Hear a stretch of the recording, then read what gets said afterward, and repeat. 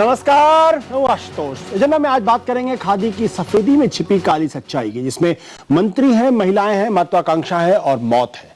3.5 साल पहले प्यार में गिरफ्तार हरियाणा के पूर्व डिप्टी सीएम चंद्रमोहन और अनुराधा बाली ने धर्म बदलकर शादी की तो पूरा देश चौंक गया। 3 महीने बाद उनका तलाक हुआ तो फिर लोग हैरान हुए और अब अनुराधा और फिजा की लाश मिलने से लोग दंग हैं। एक दिन पहले हरियाणा के पूर्व मंत्री गोपाल कांडा की करीबी रही एक एयर होस्टेस ने भी खुदकुशी कर ली। यह आरोप महिलाओं के शोषण का है, उनके सपनों के सौदे का है। एजेंडा में बात करेंगे इसी पर। सवाल यह है, क्यों शोषण का शिकार हो रही हैं महिलाएं? यही आज का एजेंडा।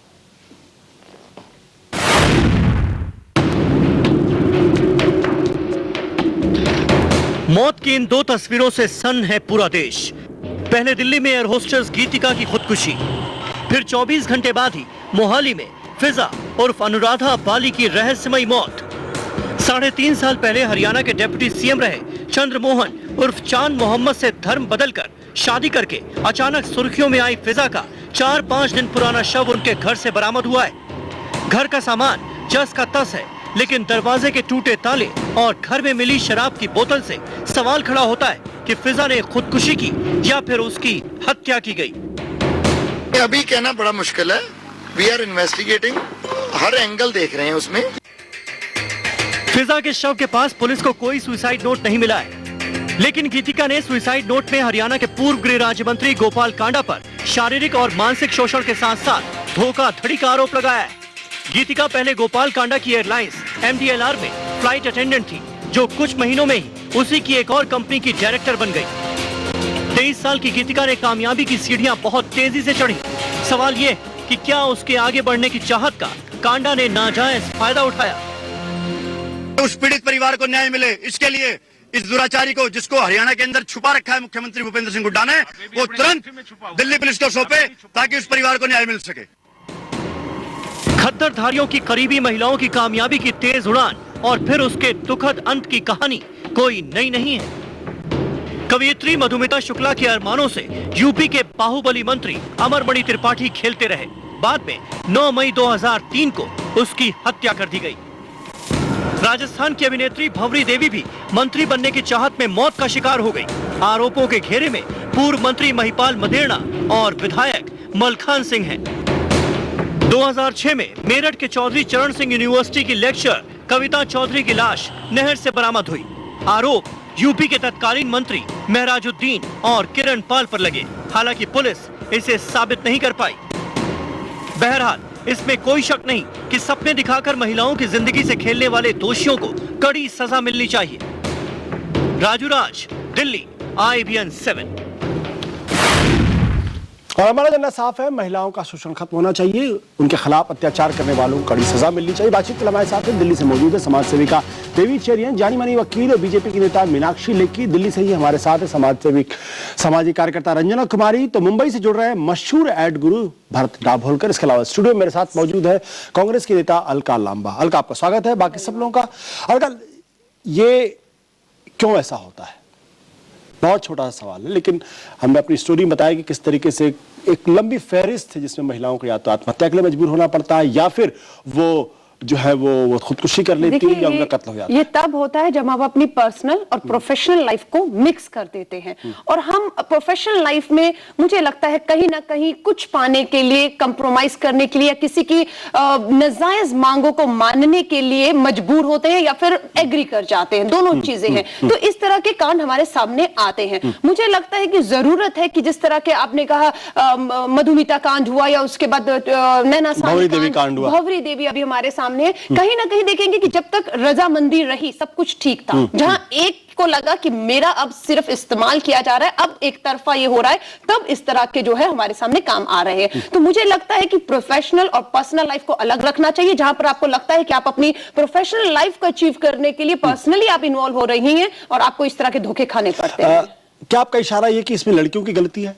नहीं, या लड़कियों महिलाओं की की गलती है? गलतियां नहीं है, पर मैं हर लड़की को कहूंगी, मैं भी 20 साल से राजनीति में हूं, आपके पास दो रास्ते हैं, और मैं कहूंगी आदमी की जो सोच है, खासतौर से जब आप कहेंगे पावर और सत्ता या इस तरह की चीजें आती हैं, तब ना कहीं आपको लगता है कि अब आपको ये चीज पानी है, तो अब एक ऑप्शन दिया जाता है कि आपको ये कंप्रोमाइज करने पड़ सकते हैं। आप तैयार हैं या आप लंबा सफर करने के लिए आगे की लड़ाई को जारी रखेंगे बिना अपने असूलों के साथ अपने कंप्रोमाइज करते हुए, जिस तरह की उम्मीद की जाती है एक महिला से? जी देवी, क्या आपको लगता है कि ये सिर्फ राजनीति में होता है या हर उस प्रोफेशन में होता है जहां महिलाएं महत्वाकांक्षी होना चाहती, सपने देखना चाहती और आगे बढ़ना चाहती हैं?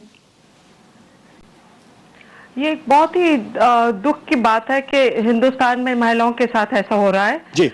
अब ये जो दो कांड हरियाणा में हुए, इसमें अनफॉर्चुनेटली दोनों पॉलिटिशियंस हैं और इसमें एक्सपेक्टेशंस एंड एक्सप्लॉयटेशन का भी केस है जी। इट इज ये बहुत ही ये सिर्फ पॉलिटिक्स में नहीं होता है, ये बाकी बॉलीवुड को ले लो, आप किसी भी प्रोफेशन में ले लो जहाँ की बहुत एक्सपेक्टेशंस हो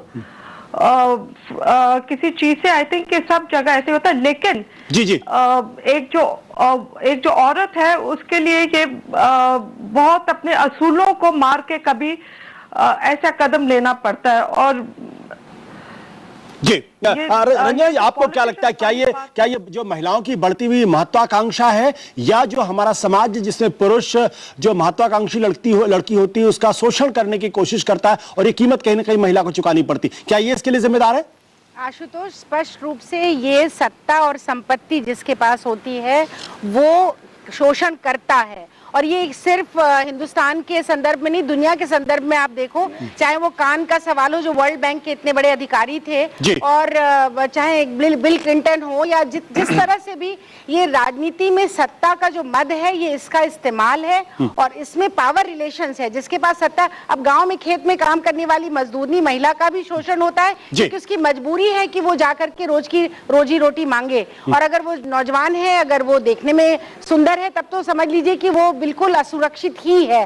तो ऐसे में ये हर तरफ चलता है। कास्टिंग काउच आपने सिनेमा में भी सुना होगा, लेकिन दिक्कत ये है कि हिंदुस्तान में व्यक्तिगत जीवन में हम कोई व्यक्तिगत जीवन में घुसना नहीं चाहते, उसमें जानना नहीं चाहते। इस नियत की वजह से आज राजनीति में लोग इस बात से पूरी तरह से बचते चले जा रहे हैं और लगातार ऐसी हरकत करते हैं, और उनके साथ कोई सामाजिक बहिष्कार नहीं है उनका कोई, और फिर कानून की नेट में तो अगर आ भी गए खुदा न खास्ता कभी, तो फिर वही अमरमणि त्रिपाठी की तरह छुट्टा घूमेंगे, उनको कोई पकड़ने वाला नहीं। बट रंजना जी, राजनीति में खास तौर से सत्ता का इस्तेमाल करके औरतों का शोषण लगातार होता है, और भारत की राजनीति में तो ये बिल्कुल एक तरह का रूल बन गया है। बट रंजना जी, सवाल इस बात को लेके, क्या ये जो पुरुषवादी मानसिकता है जहां पर वो अपने को मर्द समझता है, सत्ता का सबसे बड़ा शीर्ष पुरुष समझता है और उसको लगता है कि सब कुछ खरीद सकता है, या कहीं ना कहीं उन महिलाओं की भी गलती है जो जैसा अलका ने कहा कि अपने पर्सनल लाइफ को प्रोफेशनल लाइफ के बीच की जो दूरी होती है वो कहीं ना कहीं मिट जाती है और आंखों में सपने आ जाते हैं और उन सपनों को पूरा करने के लिए आप कोई भी कीमत चुकाने के लिए तैयार होती है? देखिए आशुतोष, मध्यम वर्गीय महिला सपने देखती है और देखना चाहती है, उसमें एम्बिशन है, वो आगे बढ़ना चाहती है, इसमें कोई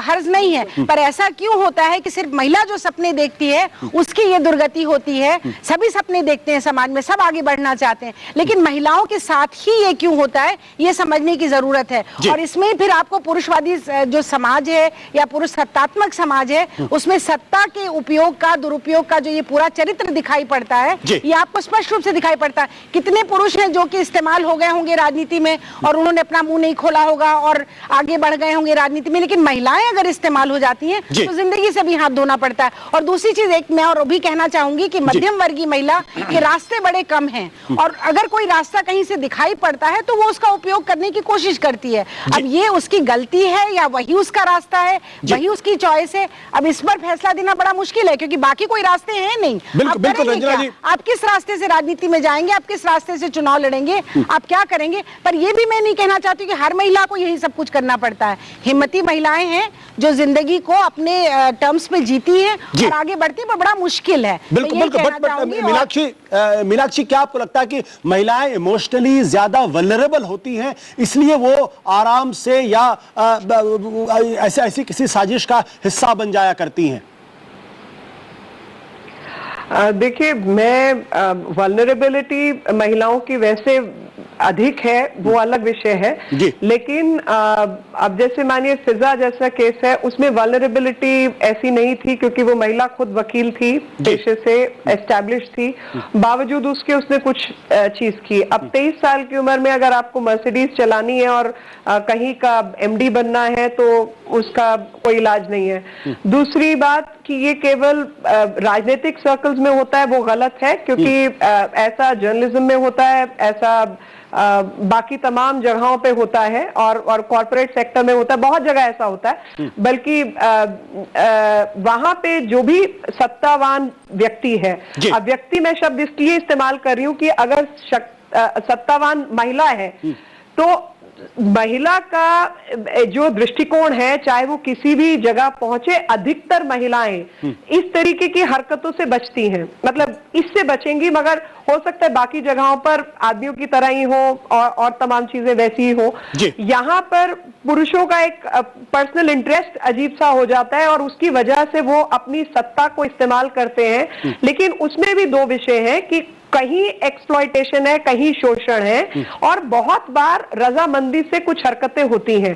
तो जहां रजामंदी से होती हैं तो वो दायरे में नहीं आता, लेकिन जहां एक्सप्लॉयटेशन है वहां पर इस बात के विरोध में सब काम होना चाहिए। और जहां पे भी इस तरीके से किसी को मार देना तो वो तो या किसी की मौत हो जाना वो तो गैर कानूनी है ही। मीनाक्षी जी, आपने कहा कि रजामंदी भी होती है और कहीं कहीं एक्सप्लॉयटेशन भी होता है। भरत, आपको क्या लगता है, क्या ज्यादातर रजामंदी होती है या ज्यादातर एक्सप्लॉयटेशन होता है? एक पुरुष होने के नाते आप उसको किस नजरिए से देखेंगे?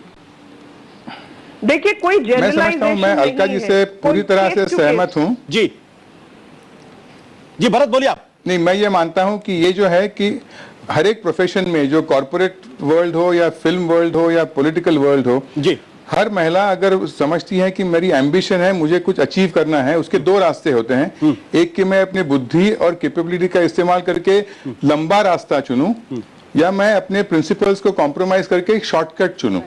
तो मैं ये समझता हूं कि जो महिलाएं शॉर्टकट चुनती हैं कि मैं जल्दी से जल्दी मेरे पास मर्सिडीज गाड़ी हो, मैं एक कंपनी की डायरेक्टर बनूं, इसके लिए मैं मेरे मॉरल्स के साथ कॉम्प्रोमाइज करने को तैयार हूं, ये मेरे ख्याल से ये एक सहमति होती है कि मैं ये करने को तैयार हूं। फिर जब उनको लगता है कि मेरा अब एक्सप्लॉयटेशन हो रहा है, तब ये चिल्लाती है कि अब मेरा एक्सप्लॉयटेशन हो रहा है। लेकिन अगर पहले उनकी सहमति होती नहीं तो मेरे ख्याल से यहाँ तक नौबत नहीं आती।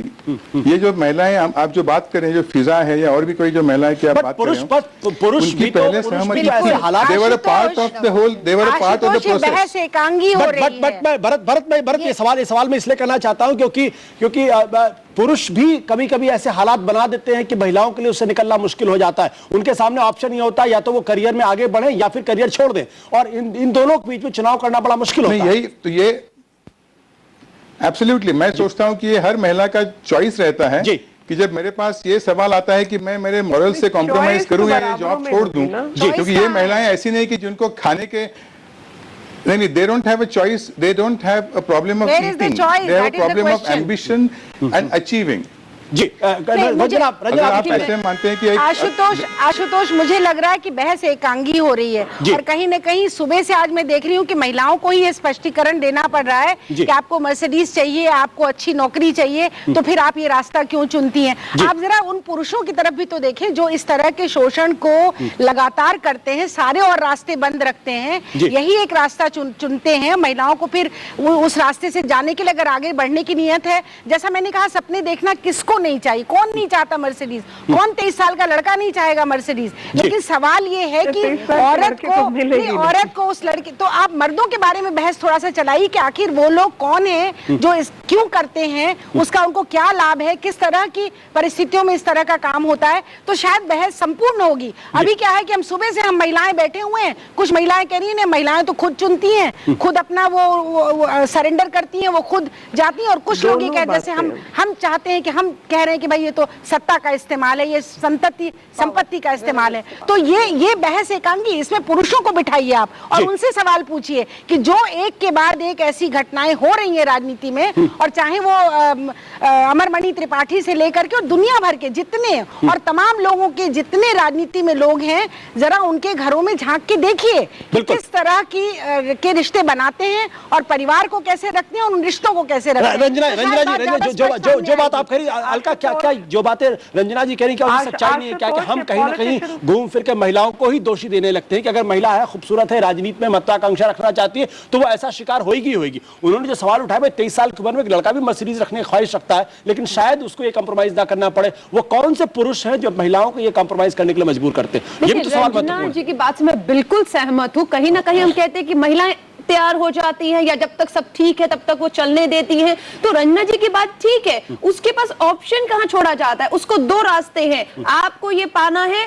आपको ये कर रहा है। अब आप या तो तैयार हैं तो ठीक है, आप हासिल कर लीजिए, नहीं है तो आप साइड पे रहिए, लंबा सफर है। अब यहाँ बहुत बारीक लाइन है एक महिला को समझने के लिए कि वही बात है, 4 दिन की चांदनी फिर अंधेरी रात, कि आप क्या चाहती हैं? आप बहुत शॉर्ट टर्म में सब गेम करना चाहती है या आप लंबे रास्ते पर इसे ठुकराते हुए, इसका विरोध करते हुए बाहर आना चाहती हैं? बट हम अपनी डिस्कशन को महिलाओं पर ही फोकस क्यों कर रहे हैं? हम उन पुरुषों के बारे में बात क्यों नहीं करते जो पुरुष इस तरीके के हालात बनाते हैं? पुरुष क्यों, हम महिलाओं से ये कहते हैं कि तुम्हारे पास ये चॉइस है। नहीं, देखिए, पुरुष तो मैं कहूंगी मानसिकता जो है, मैं माफी चाहूंगी, महिला से अगर वो उम्मीद करता है तो वो एक ही चीज की उम्मीद करता है जो सीधा सीधा उसके, माफी चाहूंगी, उसके शरीर के ऊपर आती है कि क्या तुम मुझे ये दे सकती हो। अब यहाँ बहुत बारीक लाइन है कि वो आगे उसको हासिल करने के लिए क्या क्या सपने दिखा रहा है और क्या वो उसके जाल में फंस रही है या निकल पा रही है। बिल्कुल। देवी चरण, आप कुछ कहना चाह रहे हैं, प्लीज।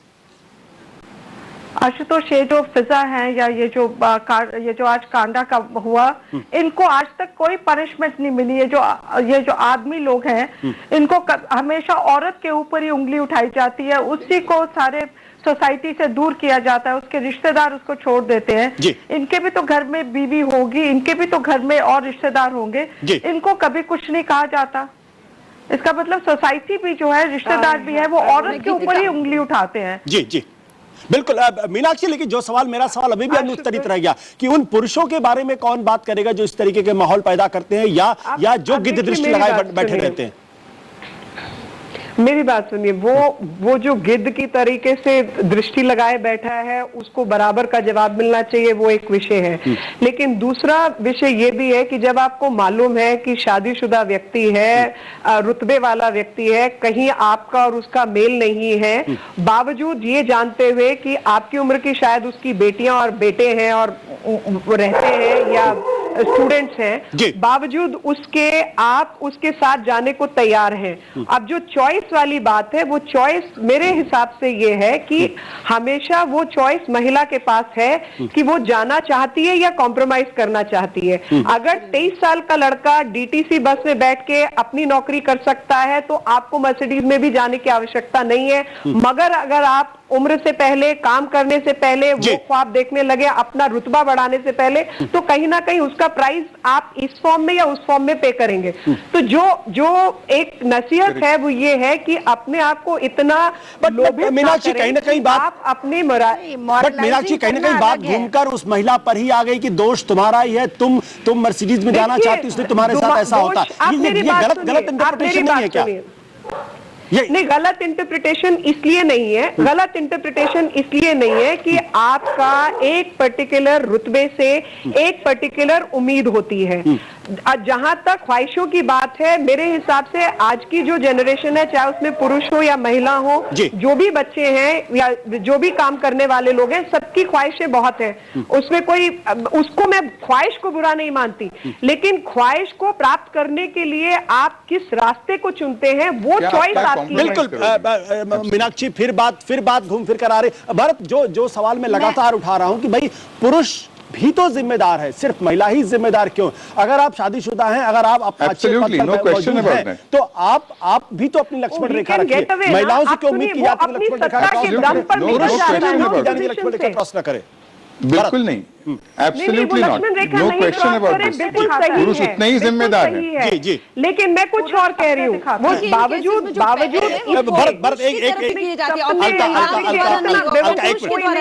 भरत, आप कुछ बोलना चाह रहे, प्लीज। नहीं, मैं बोल रहा हूं कि I am completely in agreement with you कि पुरुष बिल्कुल इसके लिए जिम्मेवार हैं। पुरुषों को ऐसे नहीं करना चाहिए, दैट्स अ सोशल प्रॉब्लम। आप पुरुषों की प्रवृत्ति इतनी जल्दी बदल नहीं सकते। आपको ये देखना होगा कि एक महिला अगर है तो अपने एम्बिशन अचीव करने के लिए अपनी मॉरल्स कब तक, कहां तक कॉम्प्रोमाइज करेगी। I think it's not about main और विमेन। कोई भी अगर पुरुष 23 साल का बच्चा है, अगर उसको कल मर्सिडीज खरीदनी है तो अपनी मॉरल नहीं कॉम्प्रोमाइज करेगा। आगे बढ़ना है तो तुमको ये करना है, ये ऑप्शन दिया ही क्यों जाए, और पुरुषों के द्वारा ही दिया जाता है। पहल पुरुष कर रहा है ऑप्शन देने के लिए, सबसे बड़ा अपराध तो यहाँ पर है। फिर महिला पे बात आती है, और मैं कहूंगी गीतिका 23 साल की लड़की थी, अगर वो लड़की जिंदा होती, मीडिया में आती और ये कहती कि मेरे साथ ये सब हो रहा है, क्या मीडिया, क्या लोग, या समाज उसका साथ देते, या फिर उसका कैरेक्टर एसोसिएशन करने लग जाते कि तुम 23 साल में ये सब पाना चाहती हो और तुम्हें मिल गया तो ठीक है, नहीं मिला आज तुम एक बहुत बड़े आदमी के ऊपर उंगली उठा रही हो। लेकिन आज उसने अपना सुसाइड करके एक लेटर लिखकर इस बात को साबित करना चाहा कि ये हो रहा है, और मैं इससे इत्तेफाक रखती हूँ कि ऐसा हो रहा है। ये कुछ मीडिया में बातें आई हैं, पर बहुत से केस है, मैं बहुत सी महिलाएं हर फील्ड में रंजना, आप अंत में आपको जोड़ना चाह रही? नहीं, मैं सिर्फ ये प्रश्न पूछना चाहती हूँ कि ये जो एक तो होता है कि सहमति का रिश्ता, उसमें तो कोई दिक्कत नहीं है, उसमें दोनों की सहमति है, उन्होंने धर्म बदला, उन्होंने जो कुछ भी किया। और दूसरी तरफ से आप पूरी बहस में देखिए लगातार यही बात आ रही है कि उसका जो कॉम्प्रोमाइज हुआ, मतलब ये कि वो शारीरिक रूप से दूसरे मर्द के साथ जुड़ गई। लेकिन ये कोई नहीं कह रहा है कि एक वकील थी, एक ह्यूमन रिसोर्स थी, पढ़ी लिखी महिला थी, और समाज का नुकसान हुआ, देश का नुकसान हुआ।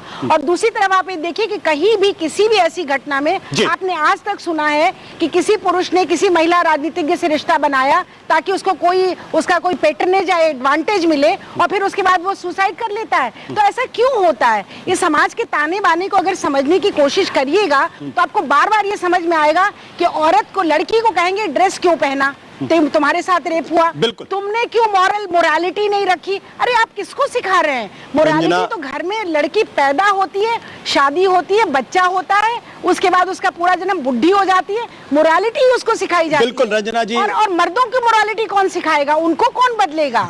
सवाल तो ये है ना आज की बिल्कुल मुझे लगता है जो सवाल रंजना जी ने उठाया, आखिर मर्दों को कौन सिखाएगा कि उनकी भी एक नैतिकता होती है, उनकी भी एक लक्ष्मण रेखा होती है, और वो अपनी लक्ष्मण रेखा को लांघना क्यों चाहते। इसलिए सवाल महत्वपूर्ण इस बात को लेकर है कि सिर्फ महिलाओं को ही जिम्मेदार क्यों ठहराया जा रहा है कि उन्हें अपनी लक्ष्मण रेखा में रहना चाहिए, पुरुषों पर भी ये नियम लागू होता है। लेकिन इससे बड़ा सवाल है, स्त्री और पुरुष का रिश्ता एक ऐसा रिश्ता होता है जो सिर्फ चंद लाइनों से उसको डिफाइन नहीं किया जा सकता। इसमें दोनों की अपनी अपनी नैतिकता होती है, और दोनों को अपनी अपनी नैतिकता के अंदर दायरे में रहते हुए उस रिश्ते को निभाना होता है। बहुत बहुत शुक्रिया हमारे तमाम मेहमानों के जाती शामिल होने के लिए। फिर से ब्रेक के बाद लौटेंगे तो बताएंगे हमारे दर्शकों की राय क्या है।